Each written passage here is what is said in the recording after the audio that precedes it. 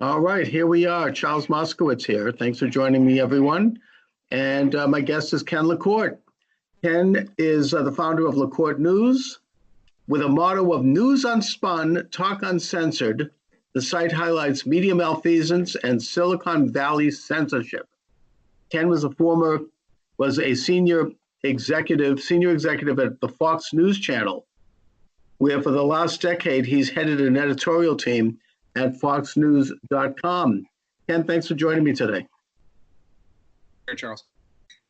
So, Ken, you're in California. Talk a little bit about your situation, where you are, how things are for you. Well, for me, it's kind of boring. I actually am a little disappointed that they put us in lockdown and my life barely changed. I still, I'm in a small. Still go back and forth with that, but it's a bike ride or a small car ride up. So the only things that are really different from my point of view is restaurants and bars are closed down, but that's in most places. That any kind of non-essential things, but things I normally don't go to during the week. So outside of wanting to go to a restaurant over the weekend, it really didn't affect kind of my life personally. One thing that they just did here, which I now think is kind of getting to the height of beyond science and it just into silliness, is they're closing off some of the parks. No. And it's like seems, yeah, from what we know about how this spreads, the concept of you walking in a park and catching it from somebody else is kind of ridiculous. And so it's like, I guess you can never be too safe, but the reality is you can. I mean, we're still, right. The number of cases in our region are 1 out of 10,000 people. So the odds are still on our side. And the concept that people are getting that nervous and look, the has ginned people up. I know old people who are wearing masks 24/7 in their own house by themselves. That's right. I know people have different levels of comfort with this, and some people are very phobic about it. But at the same time, in a way, I think probably the rationale behind the parks ban is because people are going out and acting like nothing happened. Like in the South Beach and in Florida. And now they're coming back with COVID-19. Yeah, it's that kind of a thing. I mean, I'm not saying I support that. Yeah. A friend of mine is a city manager in South Florida, and he just closed off his beach. And his point was all the other ones had done it, so all the people would have really jammed up their beach, so they felt it was the right thing to do too. Now, how long? Do you have any idea how long? I know you're not a doctor, you're a journalist, but how long what does your information tell you in terms of when this whole thing is going to be over? I mean, when are we supposed to hit the curve and get on the other side of it? No, so I've been studying it a lot. Obviously, that's a fun thing to do now. I think we're getting probably within a week of getting over it. If you look, there's only 2 countries that have really gotten past this: China, and let's just assume that a lot of Chinese numbers you have to take with a grain of salt, and South Korea. And of course, there could be secondary infections later coming up, and we could be stamping this out through summer, and then hopefully the warmness of summer helps us out. But if you looked at most of the other countries, Italy is still on a rise, and we are, depending on when you start the clock, we might have become affected at the same time as Italy. But a lot of scientists will start the clock when they've got the first 100 infections in a country or something.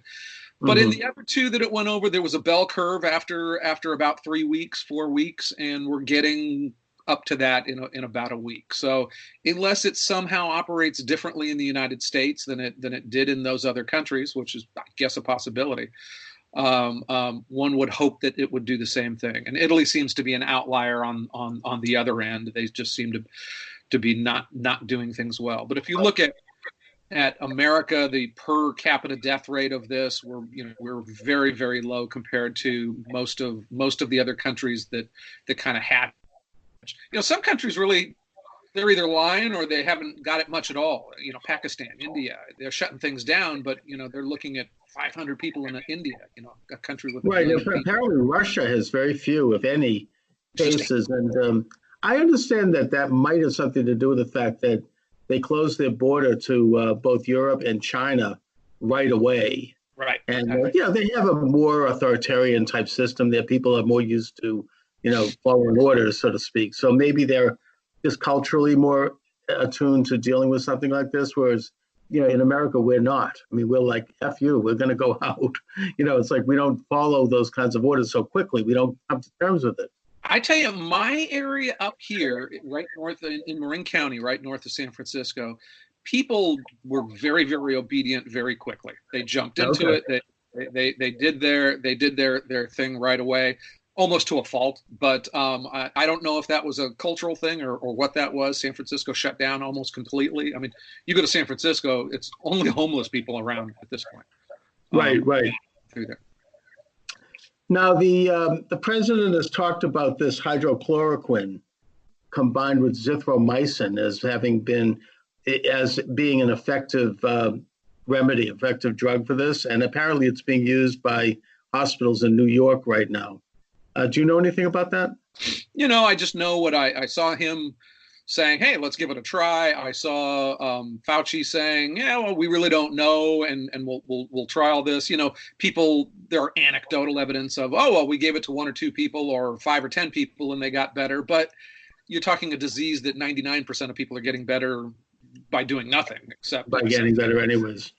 So it's very anecdotal. But I mean, I think that in New York, they're using it for very serious cases, people on respirators. Yeah. So, who knows? That's something that works. The big hope is also that when the weather warms up, because not a whole lot of countries on the south of the border, south of the equator, are really seeing huge jumps of this. Now, is it because they're farther away from China? Is it because, like the regular cold and flu season, it's harder to transmit in summer? Hopefully it's the latter. Now, on the political front, Congress or the Senate is debating a stimulus package, which hopefully we won't even need if the thing gets over soon enough, but we may need it. And the debate seems to be that the Democratic side wants to add stuff that they've wanted to have anyways all along, like the New Green Deal kind of thing, and that's slowing it down because the Republican bill is more just like, let's have enough to deal with the emergency. Right. And let's stop putting stuff into it. Still, even bare bones, this bill is a massive amount of money. I mean, it's right. It's talking $2 trillion. Yeah, it's a huge, which hopefully they won't even need it as I said. I think, but they may need it. I mean, depending on how long this thing goes. Right. People. We have to have people properly, paid. I mean, otherwise we're gonna have real trouble. Right. I think the Democrats are playing a dangerous game. Normally most of the news media goes along with whatever the Democratic narrative is, right? So if they said, well, this is helping big business and not helping the little guy, every press story you read in the mainstream press would say this is helping business. I actually read a headline on CNN yesterday saying Democrats blocked, and I was like, oh my God, they've screwed that one up, and they need to be careful because right. That concept is getting out of there, and if they're seen as playing politics, they're gonna get a nick down. I think from a purely political standpoint, the Dems just took a big twist. And when it started off, it was, oh, goody, Trump isn't serious about this, or he's racist and he's closing down the border, or he's too serious, or he's not, and the initial kind of out the box, because the president was doing what a leader does, which is, we don't have anybody with this virus in our country. Let's calm down. This might not kill everybody. Let's look at our national yearly numbers of flu deaths. I mean, look, 7,500 people die a day in America. It'll be in the month that we're talking about coronavirus, 250,000 Americans will be put under the ground, and we will only concentrate on 1/200th of that. But then the president, and I think it started with the press conference that he held in the Rose Garden, where he had all of the other members of a big business, and it was the Rite Aid chairman and people who are the companies that are going to help save our bacon as much as any government edict. And then he started doing those daily press conferences, which I think is the best that we've seen Donald Trump.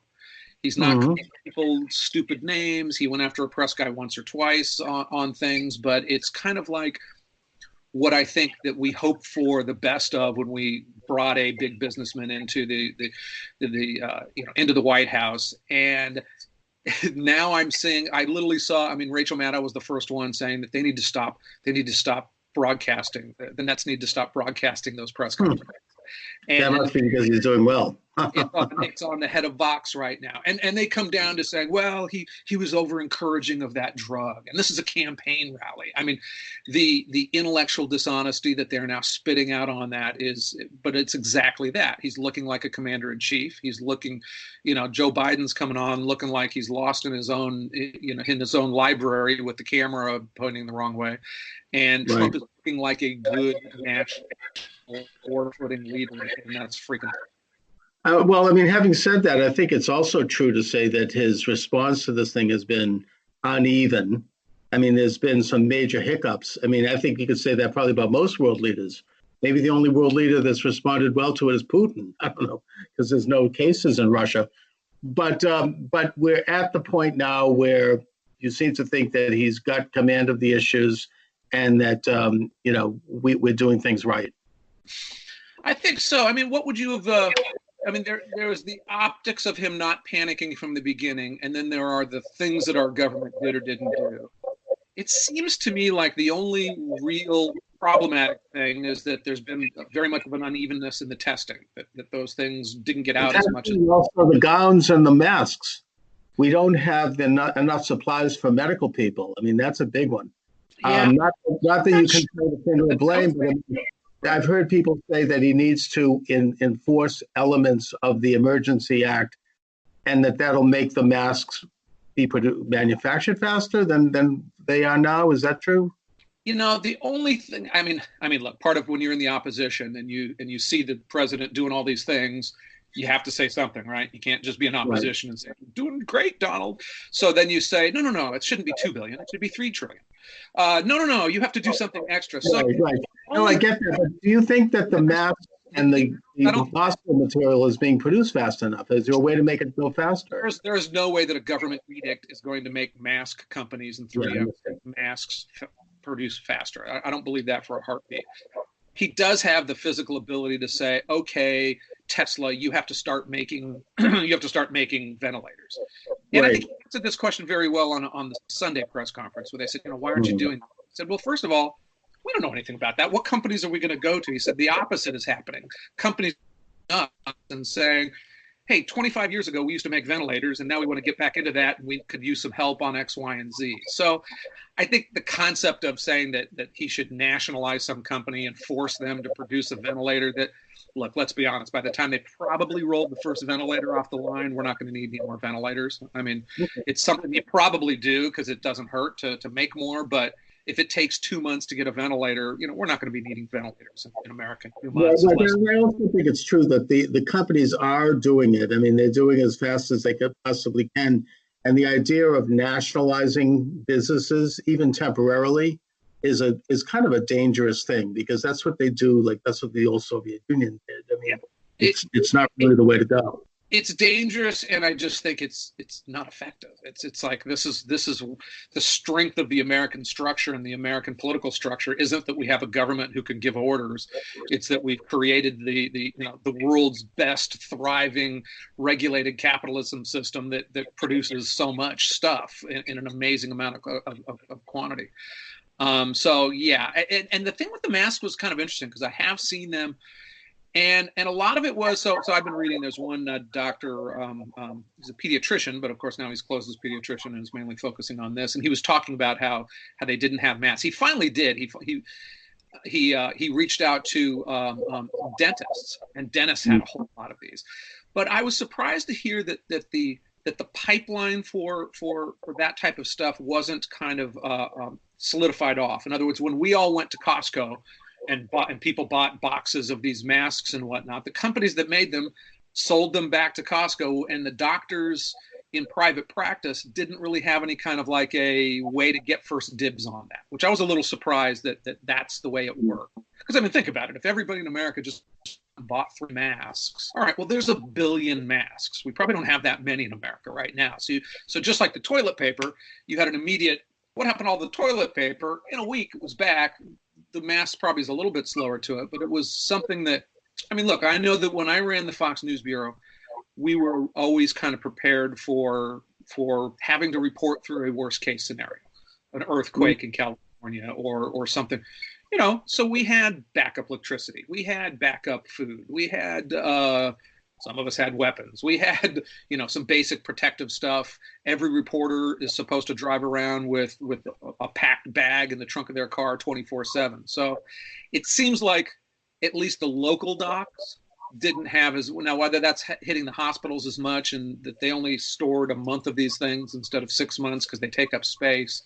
That did seem to be a learning lesson here.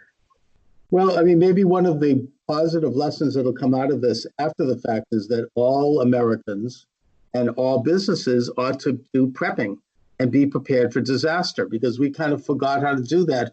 It used to be a general way of life, certainly as the rest of the world and in this country. So, after the fact, I think most people are going to have things like masks, and hospitals hopefully will be better prepared. Now, Attorney General Barr was at the last press conference, and he said that the president issued an executive order against hoarding, and that Barr said that anyone that's involved with hoarding of things like masks, that they're going to get a knock on the door from the Justice Department. What do you think of that? I think it would make, it's an interesting thing. I hadn't really thought of it. I mean, probably a fine thing. I mean, it's certainly a little bit of a after, if it wasn't illegal when somebody did something, it's kind of weird to make it illegal that they had done it in retrospect. So kind of that carefully. It seems like some of the stores would have done a little bit of maybe a voluntary, hey, walk out with one super huge thing of toilet paper instead of 20, but you're always going to have some people doing a little bit of that. It seems like we're getting past that issue a little bit in the supply things. Look, what we've been crazily fortunate of is, America's supply chain hasn't slowed down one bit. If this, instead of having a 1% fatality rate, had a 10% or 20% fatality rate, and people weren't showing up at the electricity stations, and they weren't showing up at the farms, and they weren't showing up to drive trucks, then we'd have a radically different thing going on right now. Yeah, right. We just saw something in the news the other night that the truckers are moving up as fast as ever, and that we heard from them. They said be very assured that the supermarkets are being fully stocked and that everything seems to be functioning. Yeah. Okay. I mean, literally, I live in California, and I ran the numbers last night. 1 out of 20,000 people have this in California. It's like, it's good to tamp it down, be safe, but that's still one person per town. I mean, that's yeah. But the point is that to make sure it doesn't become 10 persons per town, we have to kind of isolate a little bit until. And it's not a good reason to not do it, but it's not a good reason to worry that you're not going to get food coming into your place until. Well, that's true too. But even then, I mean, in my family, we're like wiping everything down, right, to make sure that it doesn't have anything on it. Right. And LaCorte, you are the editor of a news site. Would you like to give out information on how people can get to that site and how they can get more information about you and your work? Sure. It's LaCorte News, humbly named after myself, LaCorteNews. We try, look, there's a lot of news sites out there doing a lot of the same thing. We try to find those areas where we're looking at and running opposite from the media herd. And a lot of that is just, certainly the last 2 weeks, we don't want to be like, no problem at all, don't worry about it, hug a Chinese, everything's cool. But I'm kind of a big believer that the national media, in this instance, has just gone in complete hyperactive, hyper mode right now. And so, and I also think that, and we like to point this out a lot and explain it to people, because people still think that a lot of the national news media just leans a little left. They don't. They're actively trying to unseat this president. They're hardcore. The vast majority of the companies that their news products by name. And this latest. I mean, can you imagine journalists getting together calling for Trump's press conferences to being stop being aired? I mean, it's like what? Yeah. And it started with Rachel Maddow. There'll be a time if he stops them, then they'll say, well, he's not leading. Where is he? Now he's doing them. He's attacking. Yeah. And it's like, and I watched him, and I'm a pretty smart guy, and I found him to be fascinating. I mean, is it him putting the best spin on things? Absolutely. But, to have him and 3 or 4 or 5 members of the top parts of government talking about specific things that they're doing and not doing and why they're not doing certain things. I learned more from one press conference over the weekend watching that than I've learned from reading all sorts of things. And to me, that's just the latest example of this will be of the media basically being a functioning arm of the Democratic National Convention or Committee. It does seem that way. Anyway, Ken, listen, I want to thank you for joining me, and I'd like to do it again sometime. I'd like to talk a little bit next time, maybe about your career at Fox News. Oh, that'd be great. That'd be great. Well, Charles, I enjoyed this. Thank you. All right. Have a good afternoon, and be careful. All right. Thanks a lot.